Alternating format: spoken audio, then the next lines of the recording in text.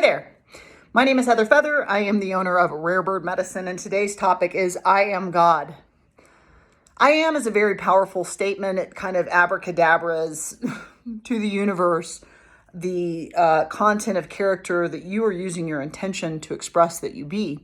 And so I am is often a statement that's taught around affirmation and the way we might speak to the living tree to awaken that which we seek. And so when I say I am God, I'm in this video letting you know I am God. And I'm also letting you know you are God, which is also a cool book by Mary. You are God. These teachings are present through many spiritual teachers throughout the annals of time. One of them is Neville Goddard. And when my dear friend Denise and her daughter Alina recently came to visit me from California, my second family, my California family out there, I was well blessed to listen to Denise about some of the teachings she offers and what she focuses on, which she's a powerful manifestation coach. So if you go to YouTube, you can always subscribe to Rare Bird Medicine. That may be the one format that I offer teachings in the future because I'm a little overwhelmed by social media.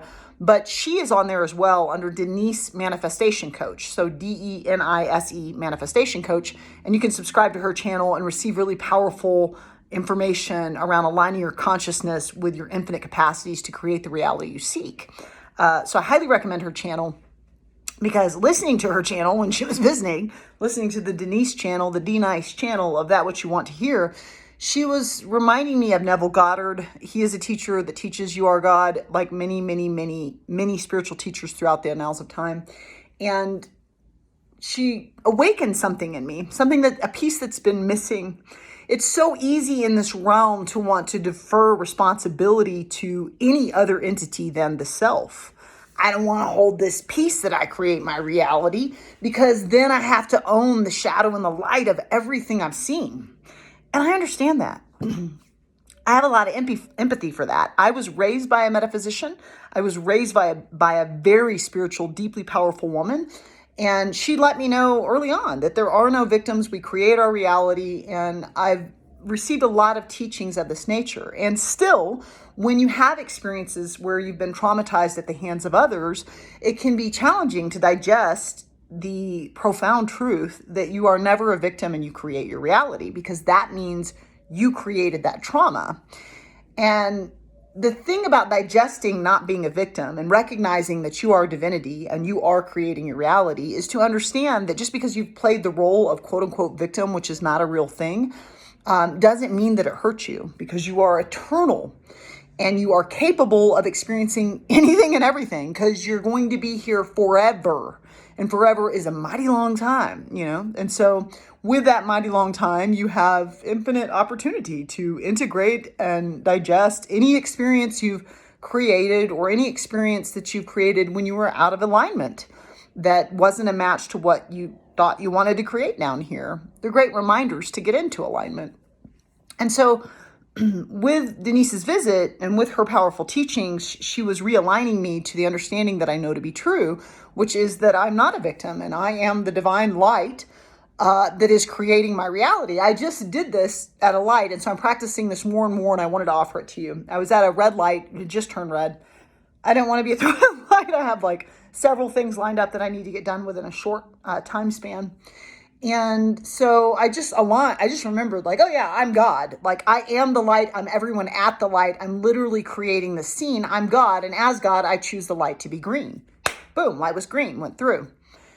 And so, you know, I do this when my ego gets triggered. I was in a cafe the other day and a woman was kind of giving me what I call stink eye, you know, just like, and who knows, maybe she was trying to not pass gas. We can't always assume that people are trying to stink eye us, but it felt like she was giving me stink eye.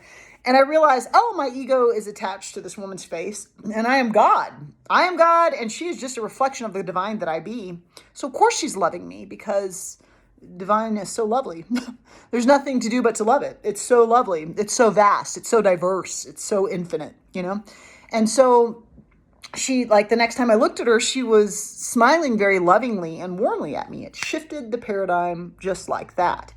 And so the challenge is, in this realm, we often want to surrender the authority that we have to create our reality and our capacity to have it be anything we want it to be, because it's easier. It's quicker. It's more comfortable to be like, it's not me, it's you. You're the problem. You're the narcissist. You're the freaking bully. You're the. But if you look at it, every being I've ever met, self included, holds shadow and light. Every gift that you have, which is the light side of the coin of existence, has a shadow side as well. So you may be very generous and I'm a giver and I'm not a taker and blah, blah, blah, blah, blah. And then the shadow side of that is that you are trying to get validation often through what you offer, instead of understanding that you don't have to bring a gift to have value. You don't have to offer something to be loved. And so, there are shadow pieces to being an overgiver. It's not necessarily a balanced state of being. We should be able to receive and give. You know what I mean? That's balance. And so once we recognize, wow, all of this shadow that I've ever experienced, it wasn't my parents. It wasn't my grandparents. It wasn't my teacher. It wasn't that minister. It wasn't that bully. It wasn't that bad guy. It was me creating my reality, and I am divinity, and I have the sovereignty and the freedom and the power to choose again. The grace that comes with understanding that you create your reality is the freedom to shift the paradigm. But the challenge of living at Earth School is that we often find it a lot easier to just be like, well, life is hard, but I'm not the one doing it. It's all these jerks. You know what I mean? Heather Feather's not doing it. She's a little cutie patootie saint. You know what I mean? It's like, no, I'm part of the problem sometimes too, for sure.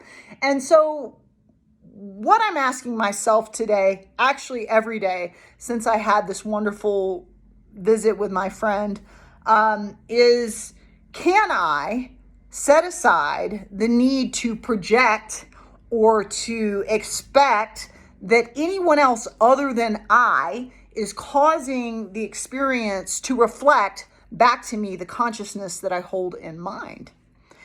And so I am standing taller. I am walking divinely. I am remembering the divinity that I be. I can tell you, as someone that is training, someone that's been training for some time now in the plant medicine worlds, that plant medicines echo the same sentiment to me. Madre Ayahuasca and Bufo have both shown me what it means to stand as Isis in my divinity. And even as I cry over Osiris being cut up into 14 pieces, as a sovereign being of the divine, mystical, magical realms, I also understand that I have the creative power to recreate Osiris as Horus. And so there is a disconnect, a massive disconnect from the divine we hold within. In the modern age, there are a lot of things that have been there have been attempts to bury ancient knowledge, like magic. Magic is neutral, natural. It's not supernatural, super available to you. You can create your reality. But it's been vilified as like, burn the witch. Burn the witch. Let's kill all these women and children. They're terrible. Not a very Christic response, but okay, you do you, boo-boo.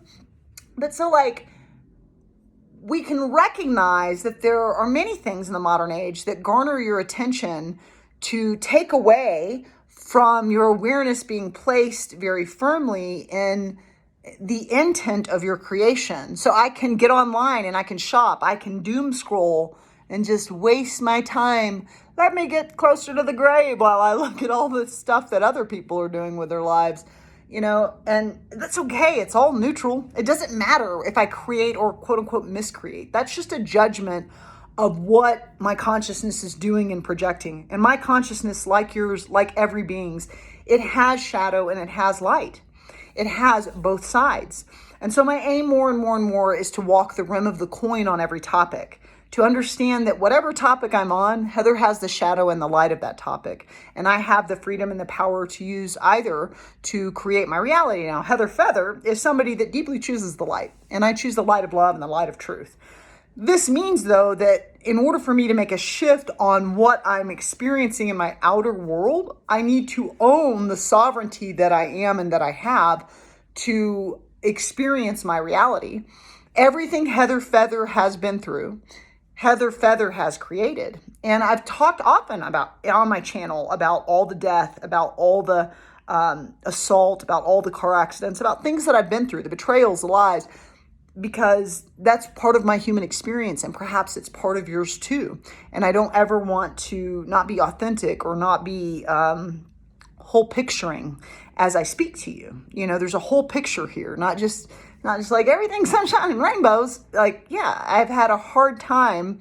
And I had a hard time at 12 or 13 when I was assaulted and lost my virginity to rape. I had a hard time chewing on the fruit of that is something that I created. That's hard to own because I want to believe it's bad. I want to believe I can be destroyed. I want to believe I can be cut down. I want to believe that things like innocence can be taken from me. But that is impossible when I am eternal. When I'm eternal, I'm all the things.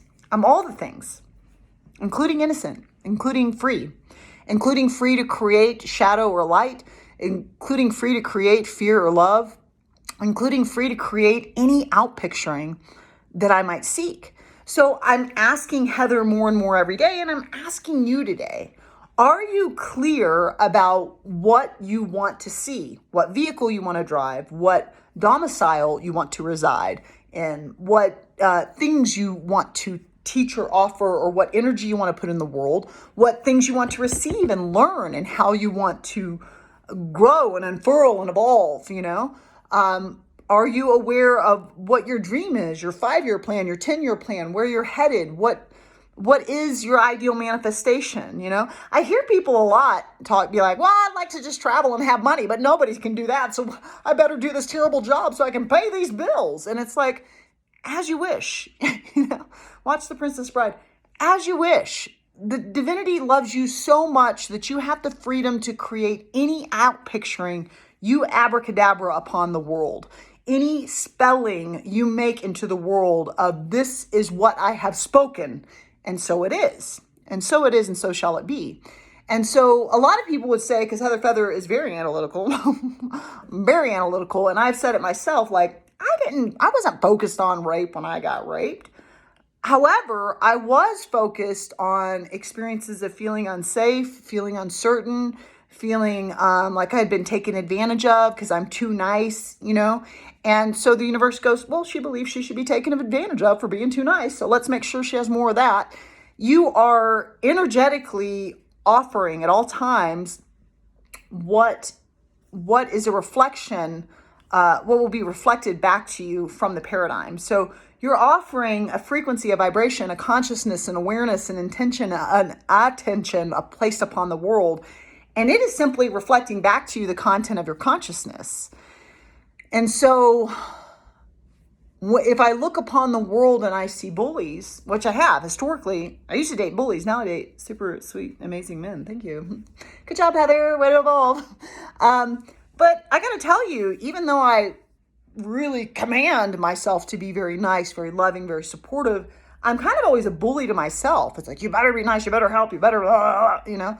And it's like, how about, can I just rest? Am I allowed to rest? Everybody gonna rest for a minute? Yeah. Who's the commander of the ship? I am God. I am. I'm the one that's commanding the ship. And I have infinite power in every hour of now to choose again. So let me choose well. I'm asking you, who is at the helm? Because you had the opportunity to put in the temple chair in the center of your being divinity. And does divinity have limitation? No, not to me. Divinity does not have limitation. No, it is unlimited. It is vast. It is eternal. And it is a blank canvas upon which every single day we can paint whatever we want. And so for me, it's about getting back into alignment with what is the life that the I am God that is Heather Feather would like to experience, to walk, to witness. And are there any adjustments I need to make? Are there any ways in which I'm playing victim or playing small or not wanting to hold the power and responsibility of being the creator of my reality? You can always subscribe to Rare Bird Medicine on YouTube. Again, I recommend Denise Manifestation Coach. If you look her up, you'll find awesome stuff there. And I'd love to hear your thoughts. Amun.